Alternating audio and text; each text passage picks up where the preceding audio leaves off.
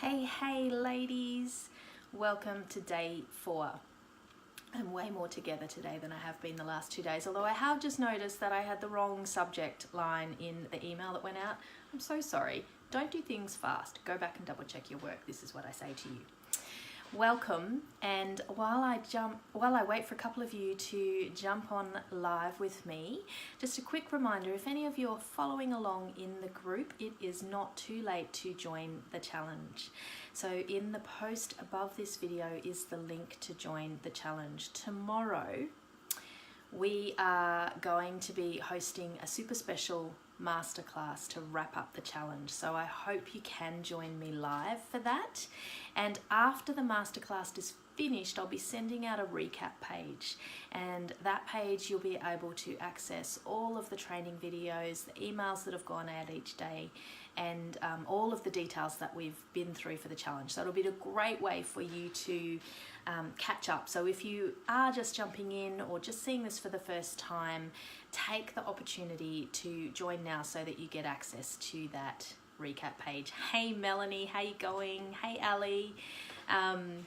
Because it's just, I've just done it up this morning and it looks amazing. It's really, really cute. And yeah, it's got all of the content in there. So a one-stop shop for you to recap. That will be open and available for 48 hours. So that will come out after our masterclass tomorrow. So I'll give you a bit more detail about the masterclass at the end of the training for today. How are you all going? I'm seeing some incredible progress happening in the group. I love popping back in to see what you guys have all done, and I hope that seeing some of the comments that I make on other people's answers to the challenge task for each day has been helpful as well, because I know I certainly learn a lot when I'm watching somebody else be coached a little bit through things. It helps me kind of tweak little things within my own message and my own plans and thoughts around ideal client and those sorts of things. So hopefully that's been helpful for you guys as well. So today we are all about message, crafting your message.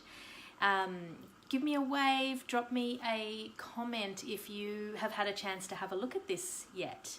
I would love to know what you thought as you were reading through the post or the email with the detail around what it's all about.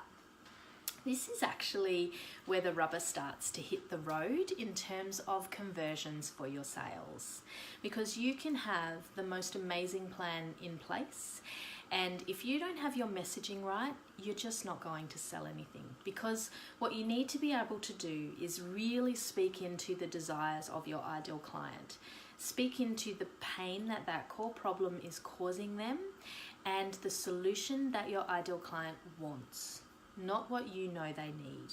And I think that is where most of us fall down, because we're experts in our space. We know exactly what transformation is going to be achieved for our ideal client at the end of the process or using the product that you're selling. You know, we have faith in that. We've seen it happen to other people. We know that that's what it's going to take to fix their problem.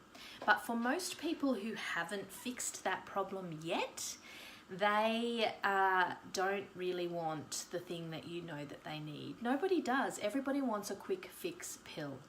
That's why there's so much marketing out there today that talks about, hey, this challenge, 5 days to your next 1K, you know, it speaks into how can I solve this problem as quickly as possible with the least amount of effort. And once you engage them, you'll be able to take them on the journey of what they need and helping them understand that. You need to engage them first, and that's the key.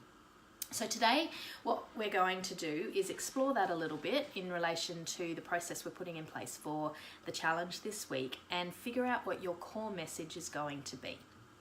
So this is about emotion. A really good core message is about nailing the emotion that's related to the purchase. Hey Annette, how you going? And it's easier said than done. So what I want you to do is just imagine for a moment, and if you've read the content, bear with me. I want you to do this with me anyway, because I'm going to describe it to you, and I've got the notes down here. I'm just going to read it for a second. So think about something that you really want right now. It can be anything, doesn't matter what it was. The examples that I gave in the email were a new coat, that shiny red KitchenAid, somebody's in the group is after a new vacuum cleaner. I personally am obsessed with really soft, squishy, beautiful yarn, although I do not have time to knit with it right now. Well, I don't make time to knit with it, I make time for other things, so clearly it's not high on my priority list, but I like owning the yarn. And so there's this thing, there's something that you want right now. Sit there and just allow yourself, close your eyes and just sit with that for a minute. How do you feel about the desire to have that thing? How does that make you feel?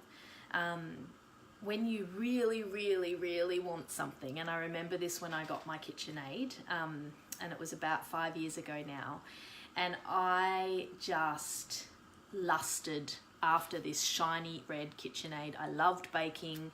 I had been cooking for pretty much 10 years with a little handheld beater, you know, like the little 2-beater, you know, handheld mixer, and I was ready for a grown-up mixer. And red is my favorite color.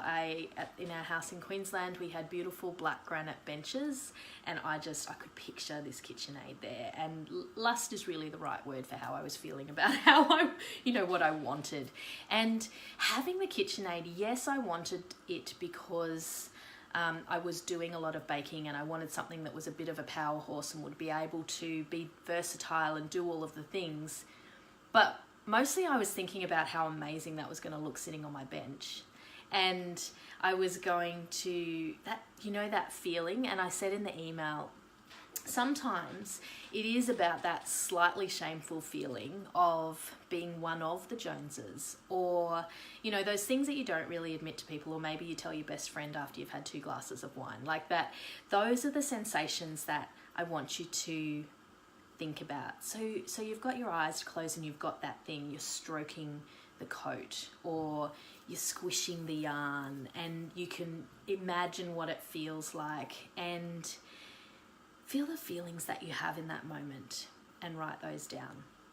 And this is about you, but once you practice that a bit and get used to it and really get honest with yourself, because you're never going to be able to identify the feelings that your ideal client is going to have when they get your product if you can't even do it for yourself. Hey Julia, how you going? And so that's what I want you to do first, is really start to get into those feelings, the emotions, what's the example that I put in there for you?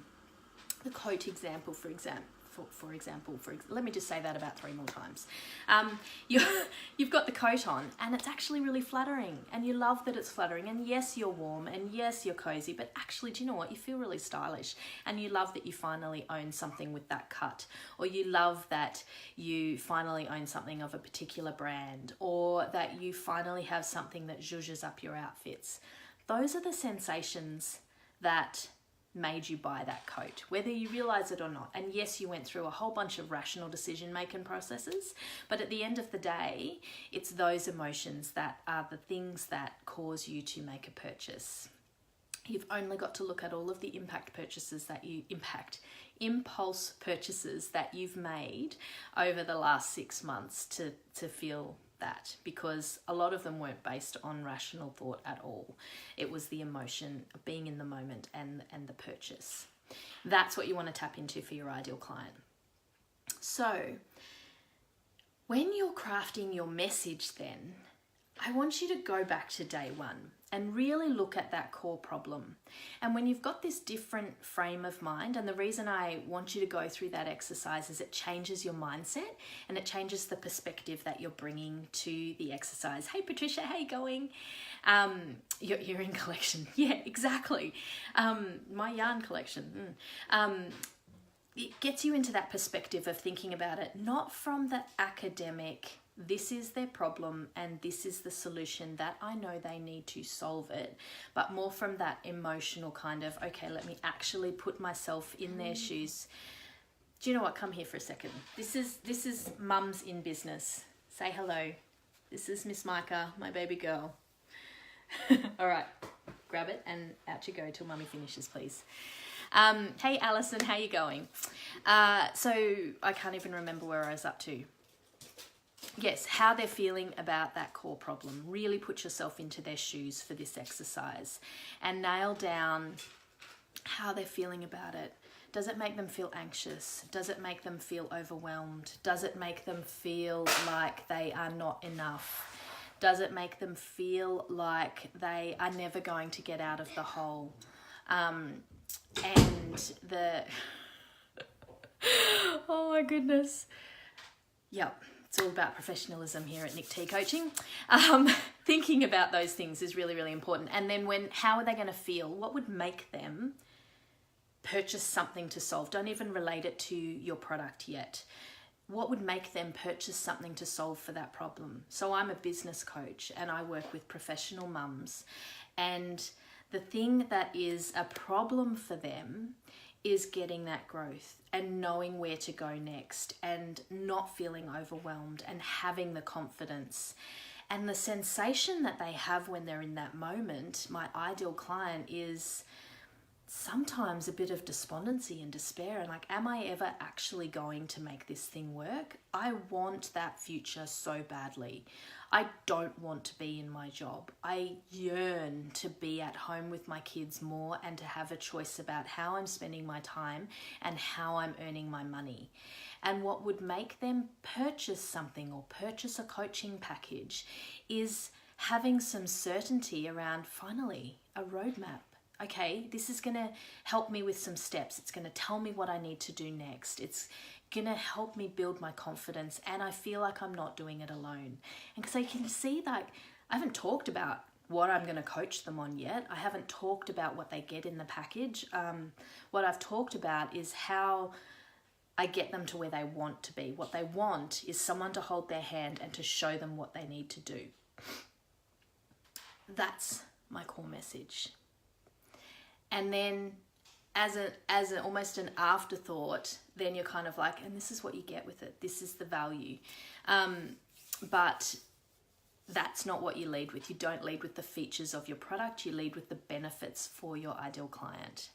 Is this making sense? If I can get some likes or some laughter or some comments, that would be great, because it can be really, it's the subtleties in message which are the real difference makers. And I just want to know that that's making sense and coming across for you okay. And I'm going to have a quick flick through and make sure that I'm covering off my key points. Awesome, Patricia. Thank you. Great. All right. Good. Excellent. I love feedback. I think, who was it Melanie or Melissa? Somebody was on the webinar that I did last night. I much prefer it when I can see the comments myself and I can chat to you as we go. But I think it went well.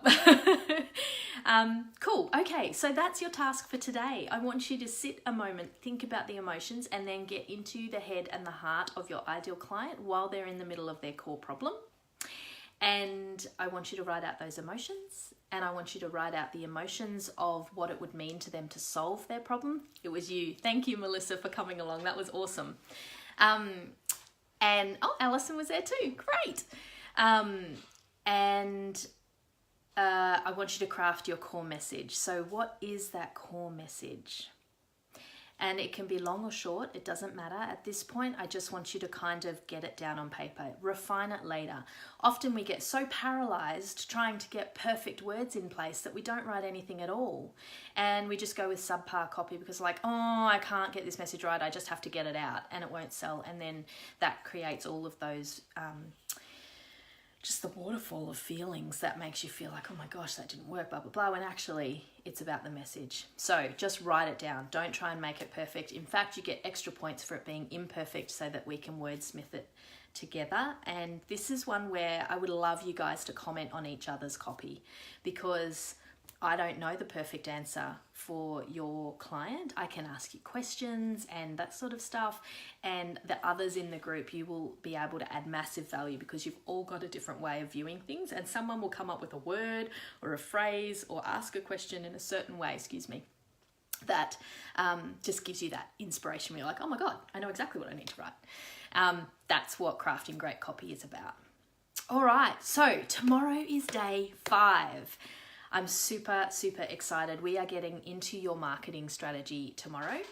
and figuring out how you're going to get visible and go and put your product out there with the right messaging in front of the right people, and how are you even going to find them. So that's what we're covering tomorrow. But because it's day 5, I'm doing something a bit special.